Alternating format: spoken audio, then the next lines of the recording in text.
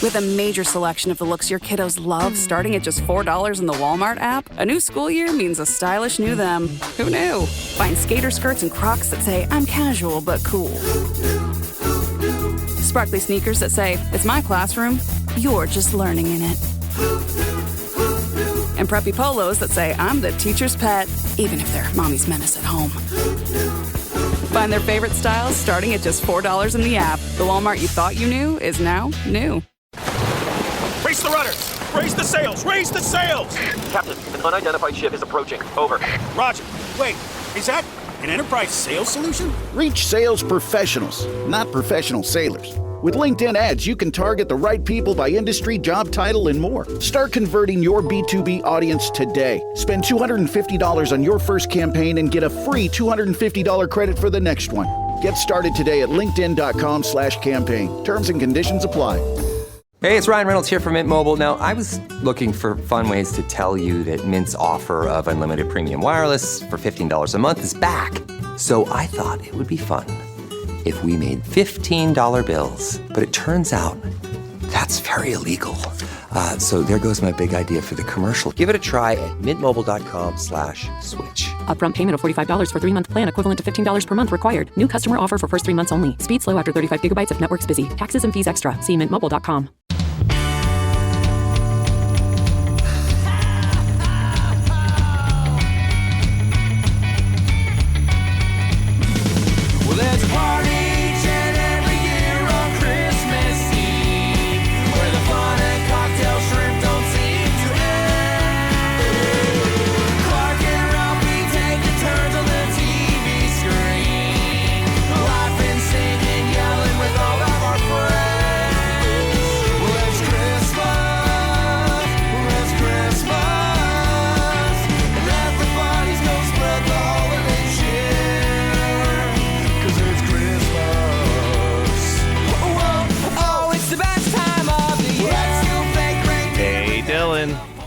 Whoop, whoop.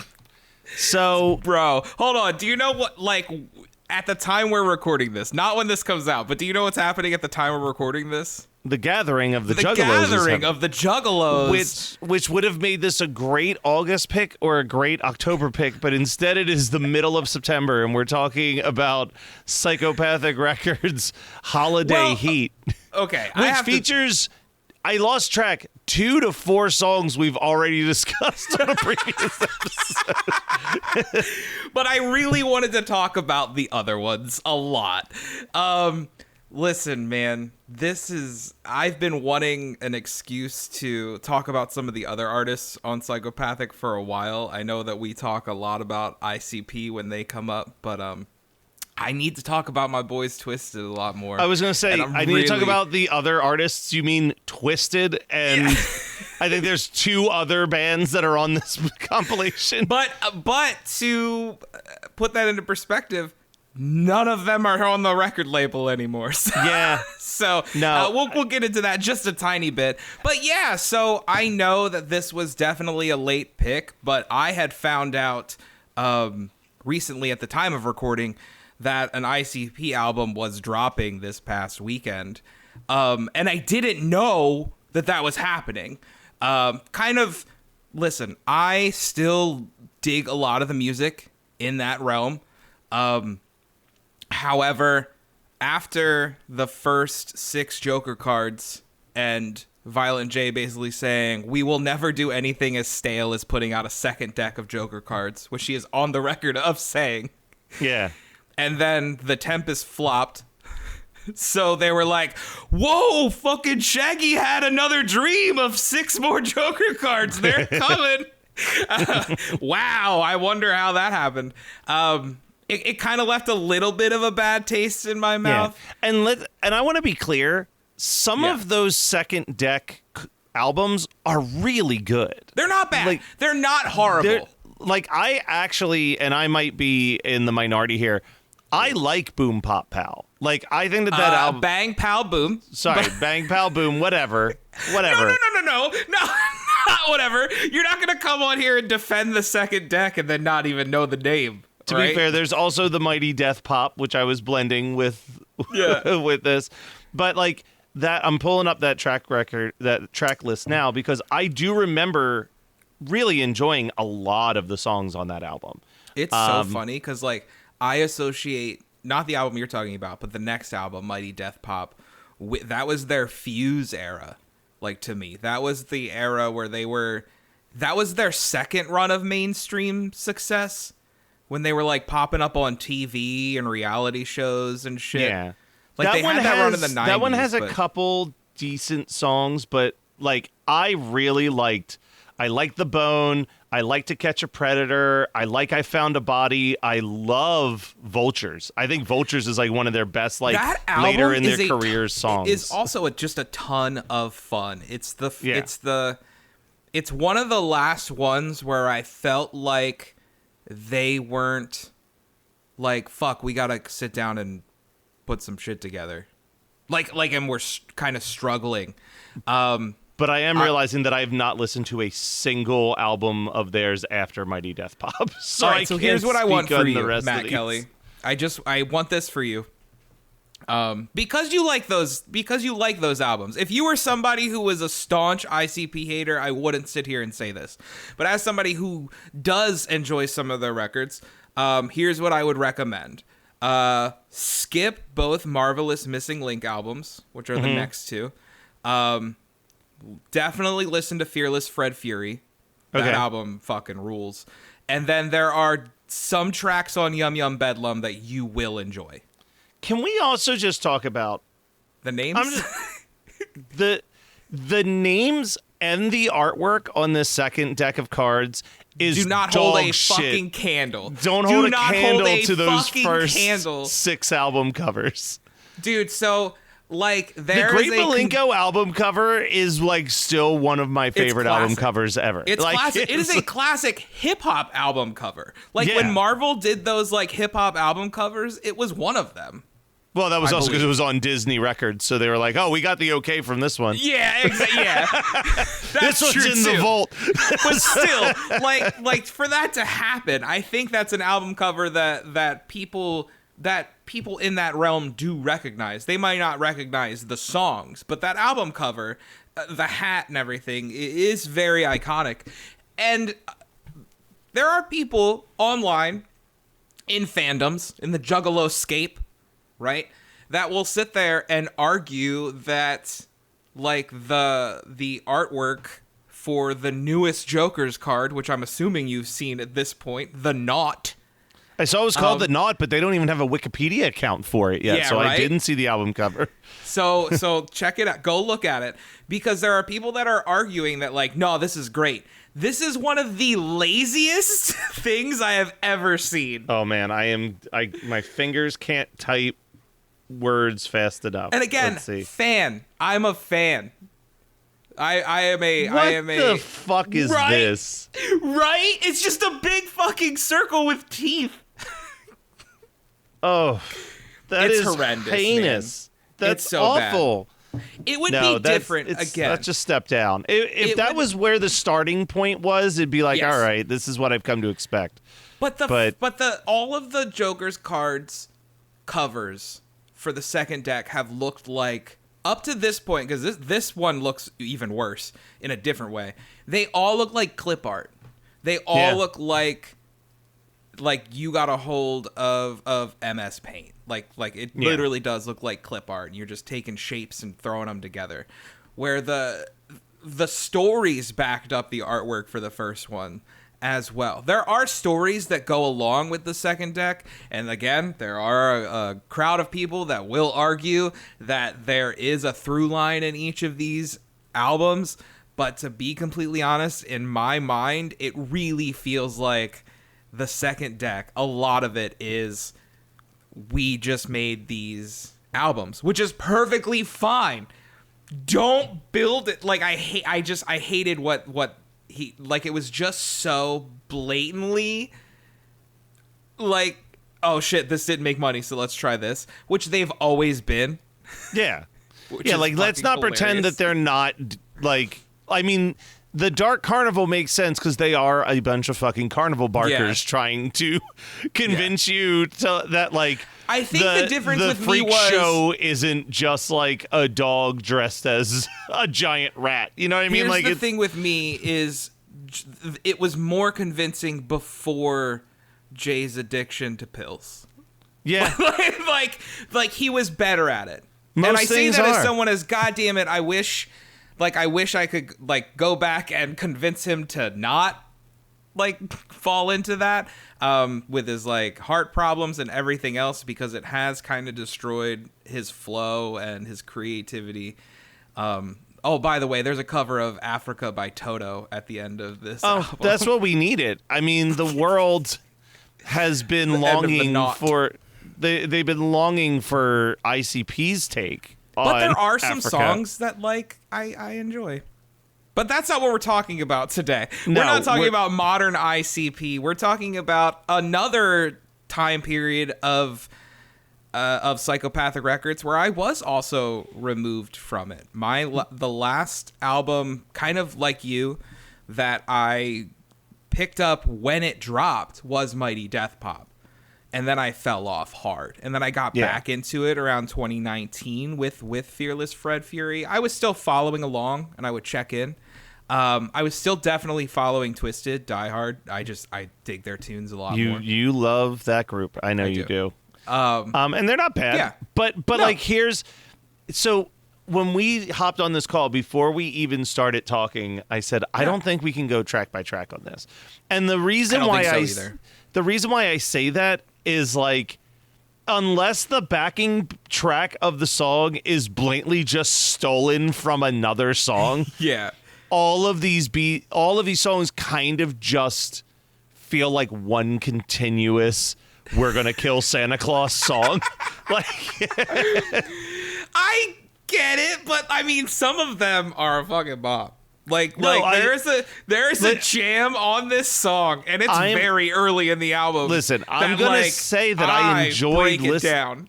I enjoyed listening to this, and I probably enjoyed listening to it more than I will ever enjoy talking about it, because it feels impossible to discuss a lot of this album. It really does, and I think that's why when I messaged you and suggested this, I was like, I think I even told you, hey, listen to this before. This is not something we can listen to, because it's not going to be, we're going to break down concepts more than we're going to break down lyrics here, of like, here's the style, here's what they were going for, do we like it, next song. Yeah. A little history of this that I just found out. Apparently, this was a compilation, a collection. I knew this was a compilation, but this is a collection of all of the Christmas songs that Psychopathic Records have put out over the years. Like, again, we talked about Santa Claus is a Fat Bitch and Red Christmas both being on here from the 90s. Can I ask? So that means that there is no brand new songs on this for 2011. I don't know this for sure. I can't figure it out. I really wish they had a better archivist that would write some of this shit down. You would think it would be someone's job to do that, because as silly as it feels to say, there is a very large legacy tied to this record label. Like there is this record label has been through some shit. And I would love to know some more about this album. I don't remember if any of these songs are brand new. I know that a lot of them are taken from different releases, different singles. I know a lot of the Twisted songs are from different singles that they had put out. The ICP songs are from the 90s ICP Christmas EP that they had put out. And this was given out at one of the Big Balla's charity concerts in, I think, like 2010. And then it was put on streaming in 2011, I believe. Again, I'm going to actually do some quick research to see if any of these songs are brand new, to see if I can figure that out real quick. So, all right. Holiday Heat, Psychopathic Records. Any new songs? Let's see if AI will tell me. Intermission.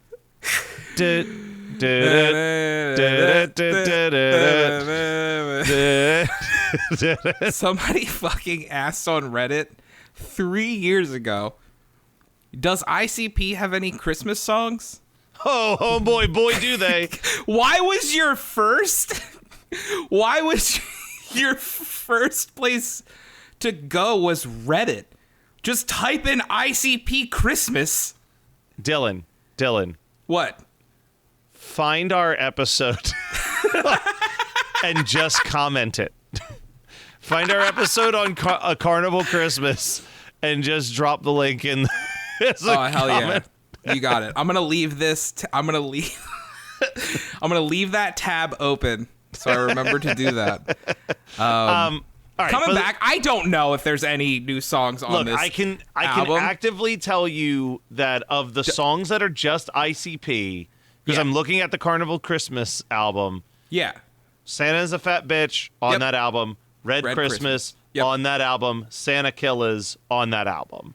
Oh, is Santa Killers on that album? I could not remember talking about that song. Oh, that's because, and we even talked about it then. That's because when I was a kid, I had a version that did not, it just had Santa Claus, a Fat Bitch, and Red Christmas on it. Not that I haven't heard that song, because we talked about that song. Yeah. But yeah. I mean, let's get into the songs that aren't those songs, because we have a whole other episode about those songs. Okay. So again, we start with decorate your Christmas tree with Twisted. It's a fucking banger. It's really good. It's so fucking good.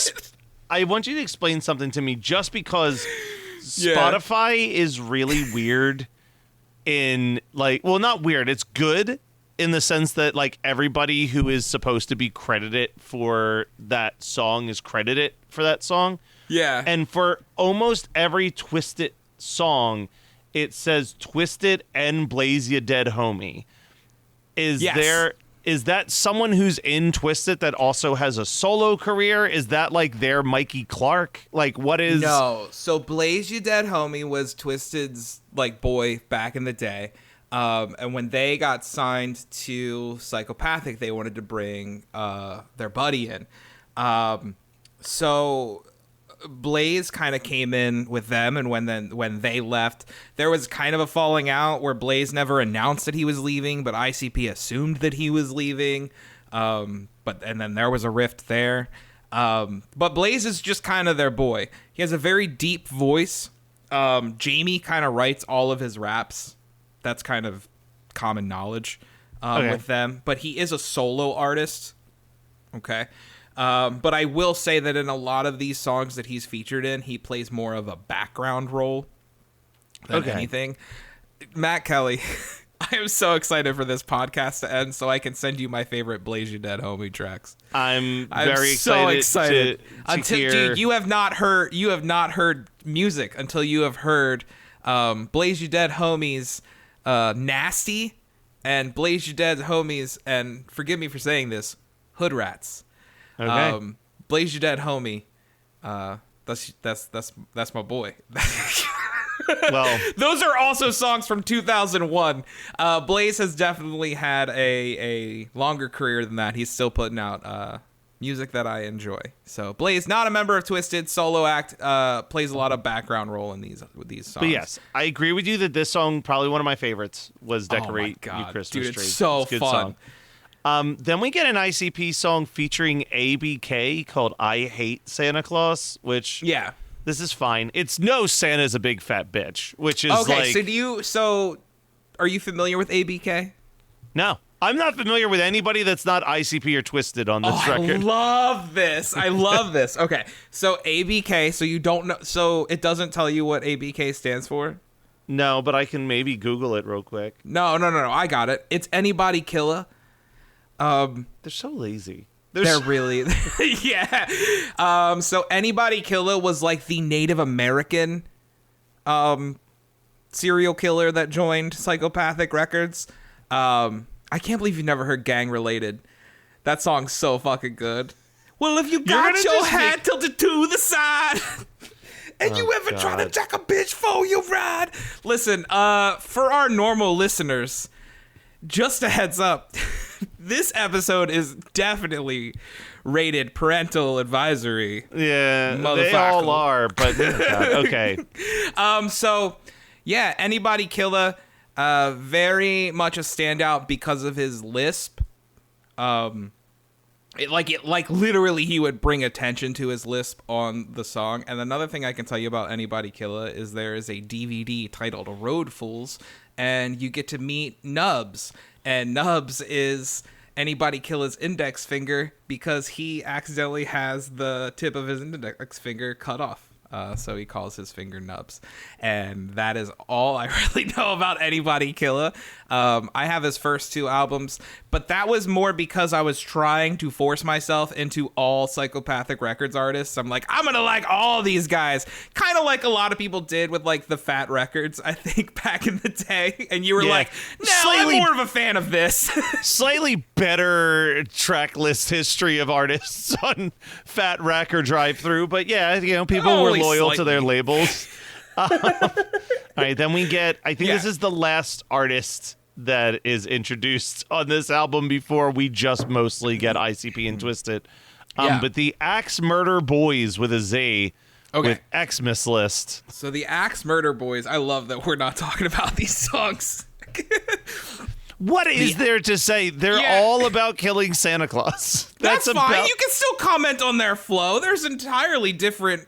We've listened to many different artists on here. I have way more interesting takes when we get a little bit later into this, but continue. Good. I'm very excited.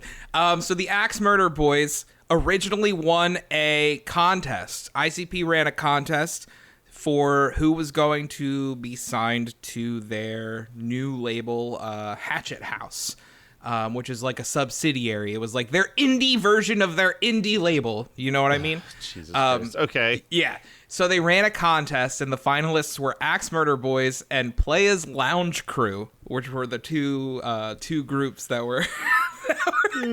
God. This is how I feel when you take me through the history of fucking Christian Depeche Mode, okay? Yeah.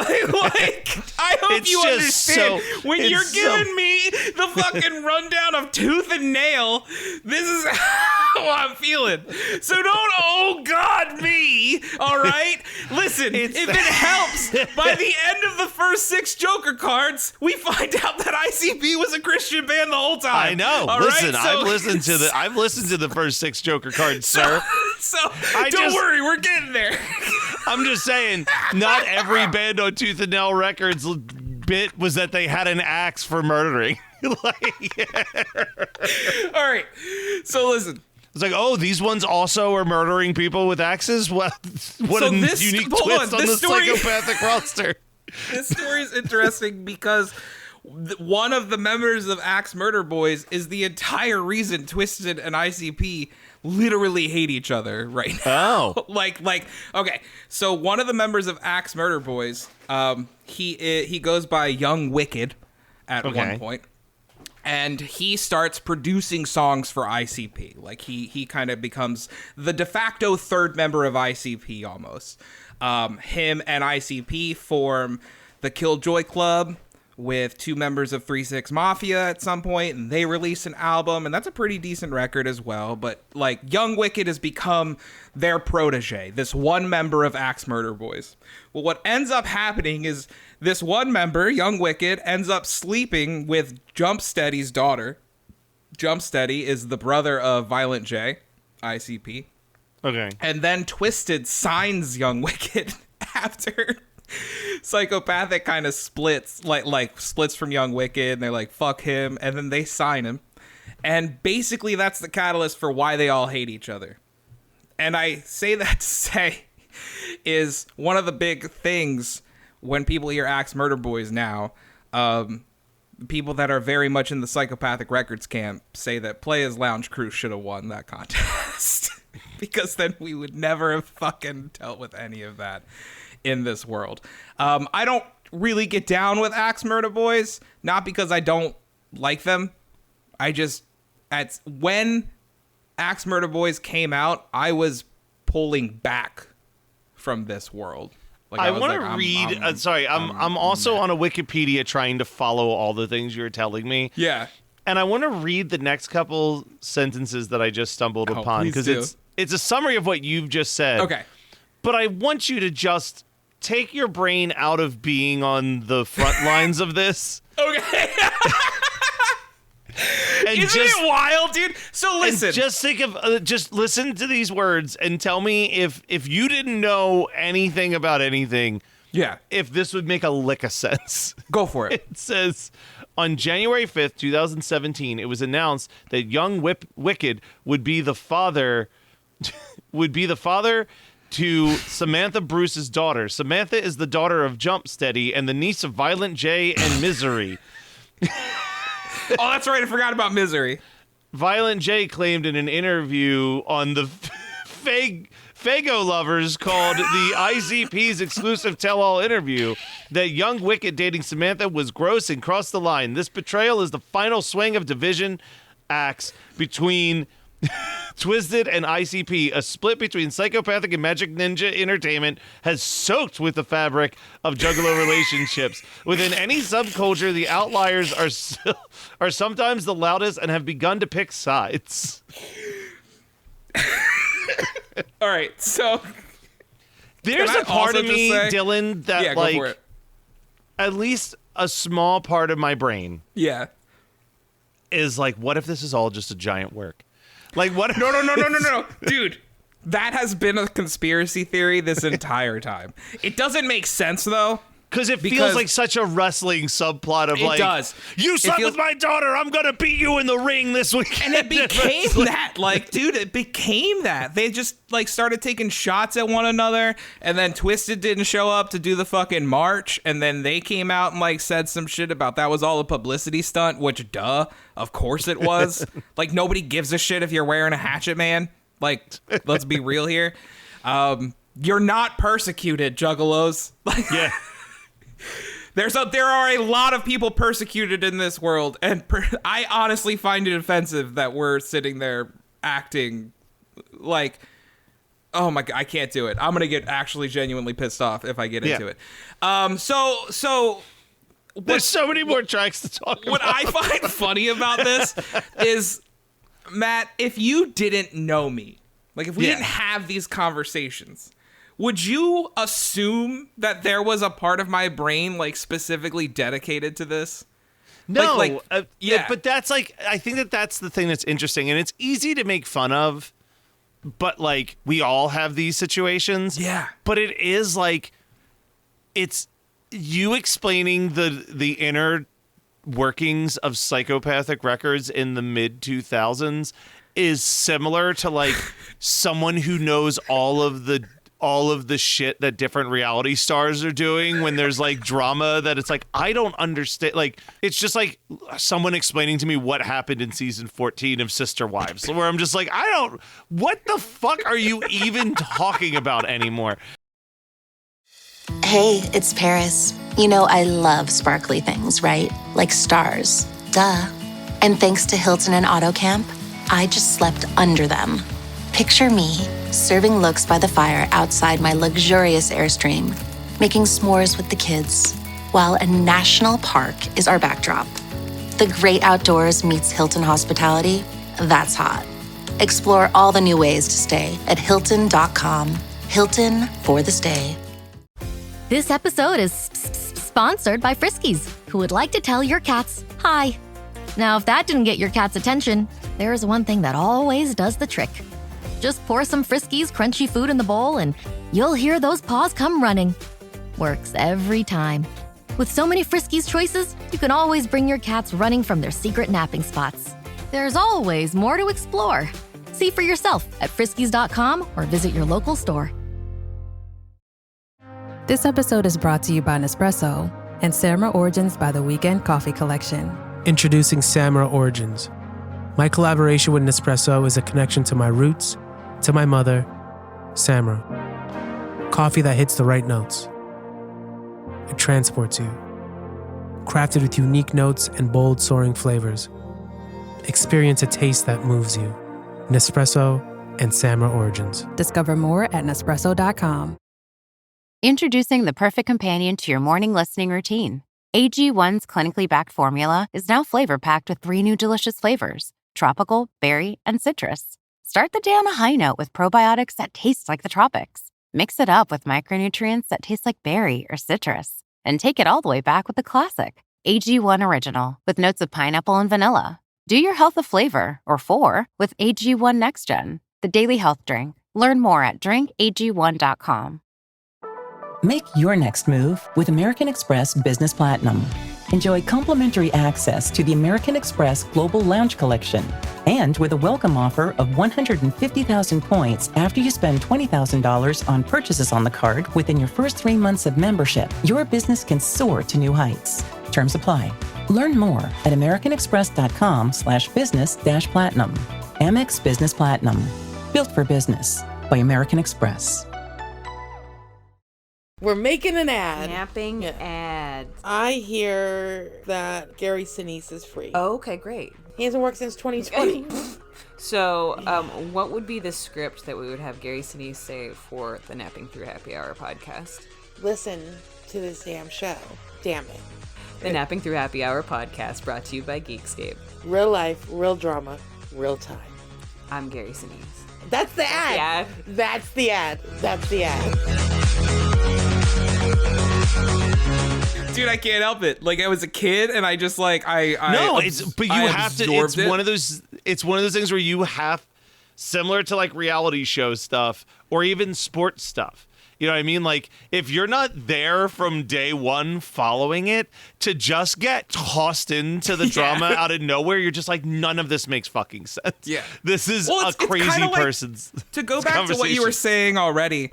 Or in wrestling. my mind, talking about wrestling to someone who doesn't watch wrestling, that's look at exactly you like what I was going to get to. They look at you like you're fucking psychotic. So our mutual friend of ours, Sean Ward, has been watching AEW, and he's like, what do I like? Where do I start? And I was like, dude, I don't know. Just start watching. Like, I don't. That's what you have to do. That's what someone told me when I got into WWF. Like, they're how like, do I get into this? You don't. Like, to be completely honest, like, just run far away. Literally, when I ask someone, they're like, just watch Raw and SmackDown, and you're going to hate it for a couple weeks, and then you'll suddenly be invested. And I'm like, that's all right. Stockholm Syndrome. That is. But that was, I mean, I'm talking about, like, this was 12 years ago, and I remember it was, I couldn't give a shit less about anything happening until the Wyatt family showed up, and I was like, ooh, tell me more. And then you realized they did not do anything with the Wyatt family. But this was when it was new, and I was very excited, and I was like, oh, what is this? There's no way they're gonna squander this. All right, we're gonna skip Red Christmas, because that song we've already discussed. Here's where I have some thoughts. Okay, so hold on. Before you get into them, are you familiar with the Psychopathic Riders shtick? No, not at all. But my assumption is that it's just a bunch of the people from Psychopathic Records. And I did click into, when I was clicking into Wikipedia articles on all of these random artists, almost every single one of them was affiliated to the Psychopathic Riders in some way, shape, or form.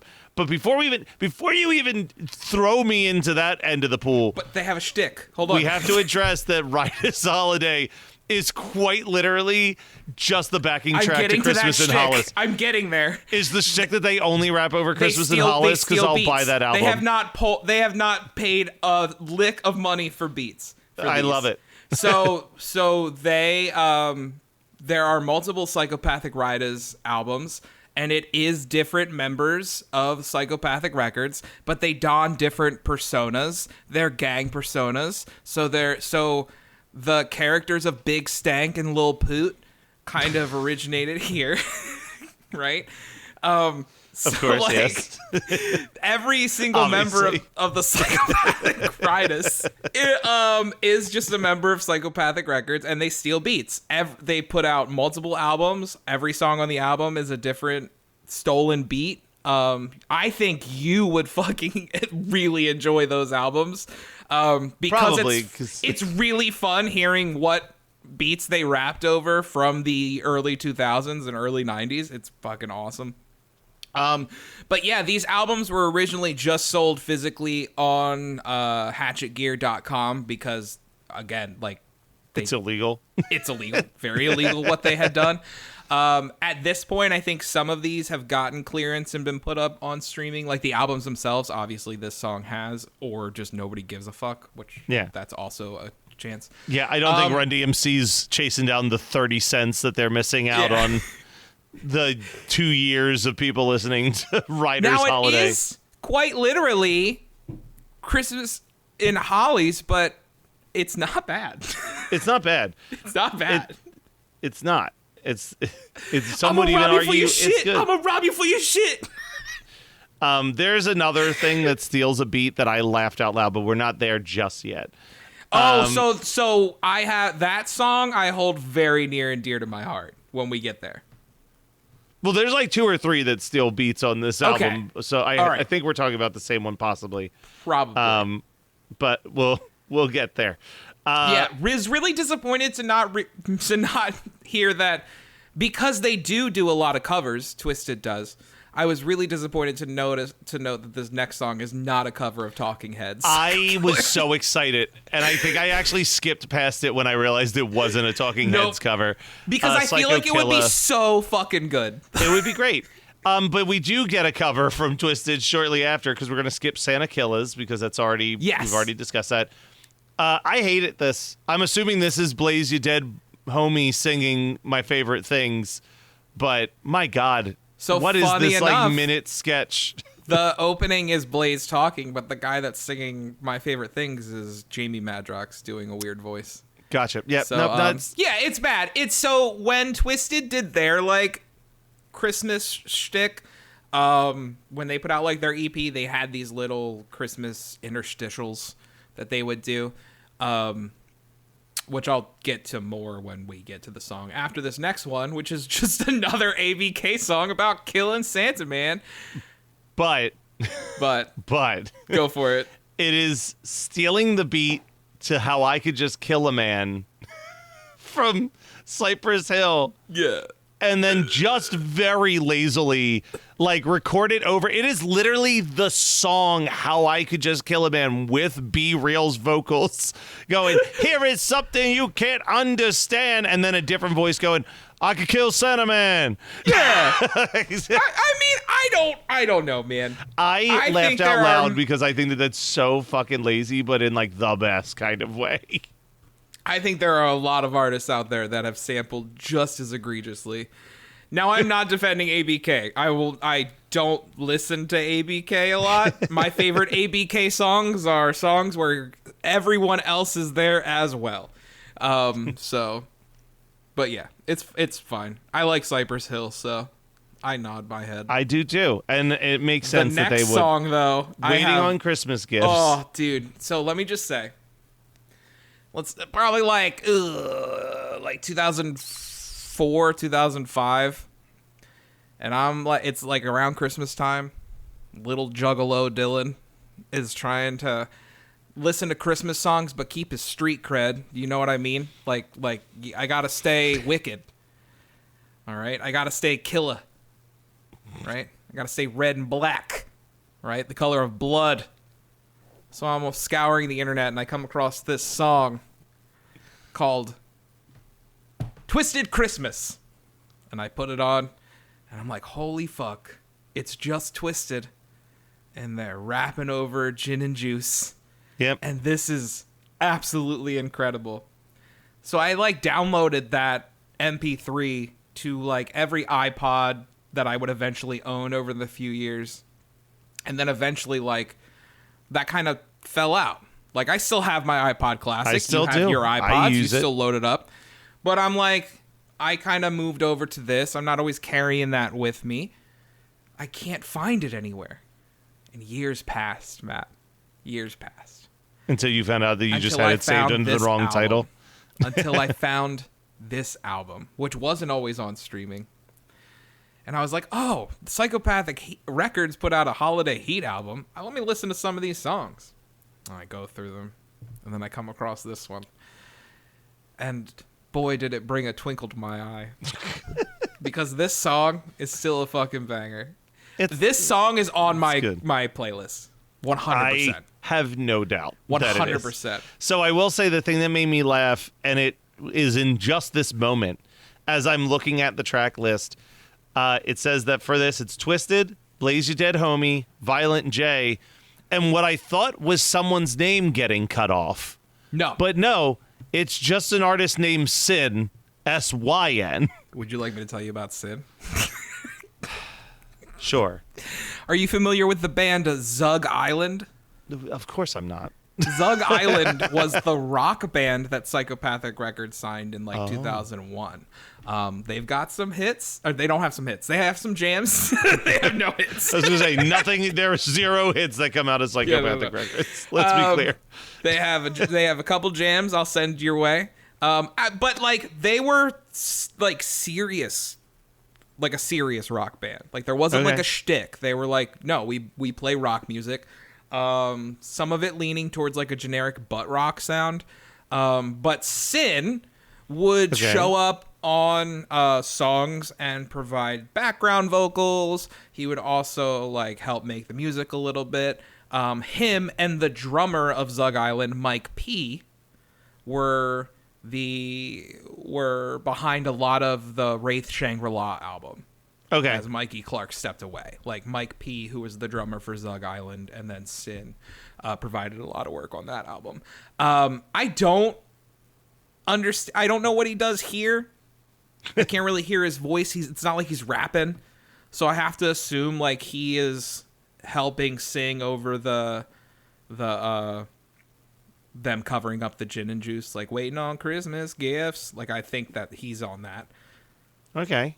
I know this song from front to back. Every single word to this track. Shocks me very little, but that's but I can't say that about a lot of the songs on this album. It's because just this one. Because I feel like it kind of fumbles after this. When I got to these last 4 tracks, I was like, all right, Santa Claus, whatever. It's kind of like what I said. It's where you see that Sin's on this.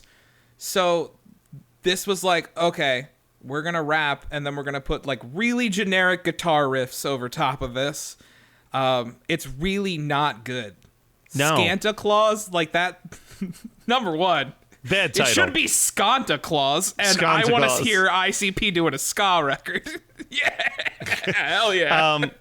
Well, then it's even Sad Christmas Song was probably my least favorite of the Twisted songs that are on this one. It's just not fun. It's not a fun. It does exactly live up to its name. like. It lives up to its name. Hatchet House is whatever. And then, my God, the worst track on this album was the closer with Mikey Clark doing this version of Silent Night that just goes on for... I didn't finish it. At a certain point, I looked and I'm like, there's 2 minutes left of this. There's a place for this. Not the whole song. There's a place for this. This reminds me of a Slasher Dave type, synth wavy, interstitial. This should go dead center for 90 seconds. I was literally about to say, remember when we did the Joy Electric one and it ends with the Here We Come A-Wassailing? It's just a minute and 10 seconds. Yep. That's what we need. Yep. We do not need a 5-minute version of Silent Night this. Not at all. Not at all, man. Never have we ever asked for that. No. And never shall we ask for that. And I think Hatchet House, regardless of how you feel about the song, I think that is a much better closer for what it's going for. That song's obviously going for... It's the anthem song for this album. During ICP, especially when they would bring everybody together for Lotus, stuff like that, Dark Lotus being their other super group that's not the bit where they steal beats. They want to have that anthem song that where they kind of bring everybody together, that family aspect. And I think they tried that with Hatchet House, but they tried to make it Christmas related, and I don't know, it didn't so much work here, though. I think it would have been a better closer than Mikey Clark's Silent Night. Can I ask a quick question? Yeah. So Mikey Clark, MEC. mostly associated with Psychopathic Records. I'd say yeah. But has 2, what I would say, glaringly weird additions to his production career. Do you know what the 2 things are that I'm referring to? I mean, I know he produced stuff for Kid Rock. Do you know what specifically he produced for Kid Rock? I don't remember. So he did like some of his early records. Yeah, then I they knew that. then they lost touch. Yeah. And then he came back and produced one song for Kid Rock. That fucking all summer long That's what I was song. thinking. That's what I was thinking. He came in and did that. But even more shocking is the last production credit he has was in 2013. Which is a lie. According to Wikipedia. Yeah. The last production credit he has with John Fogerty. Yeah. Of Creedence Clearwater Revival. He produced a new version of Born on the Bayou for John right. Fogerty's like Creedence cover album that he put out at one point. That's so fucking weird. Bro, somebody really needs to go in here and update this. Maybe I need to put on that hat.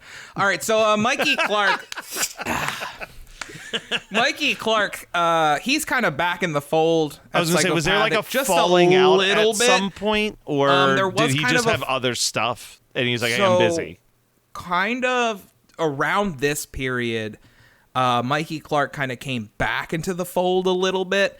Okay. And he did not produce any full ICP album for a minute. He had put out like some remix records with them. Yeah. Which were kind of like compilations and stuff like that, where he'd remix songs together and things like that for Psychopathic. Recently, he just produced a full album for a band called Al Azul Ilu. And they're pretty dope. Their acronym, of course, being AXE, A-X-E. They are not signed to Psychopathic. They have their own label. They recently left Magic Ninja. There was a falling out there. I don't want to get into that because I like both of those groups.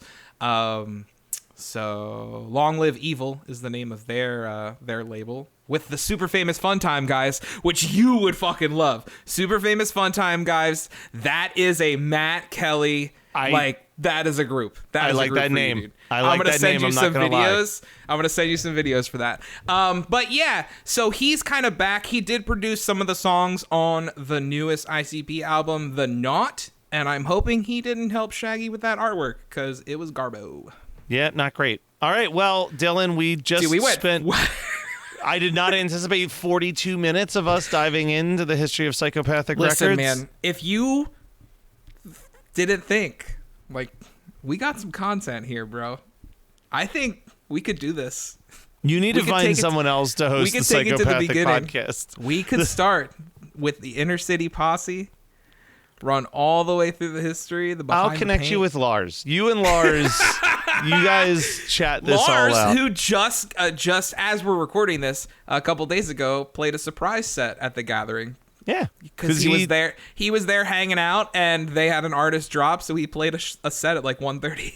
Love it. And I love Christmas. I don't know if I'm going to listen to this record ever again. I love Christmas as well. But you'll listen to some of these songs because you need to at least put, dude, here's what I need to hear on the way out. As you're closing this out, this is what you need to play on the way out. I really, really need you to drop some of that Decorate Your Christmas Tree on the way out. So I just want to say, if that needs to be the one song you add to your playlist, Merry Christmas, everyone. Get down with this jam, because it's a bop. Take your panties off and decorate your Christmas tree.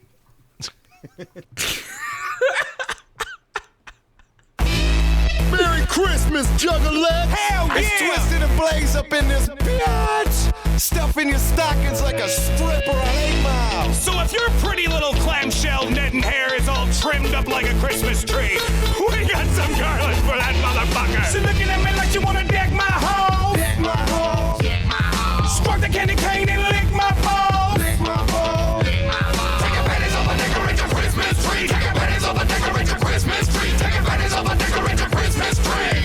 Ooh, is that for me? You're listening to the Geekscape Network.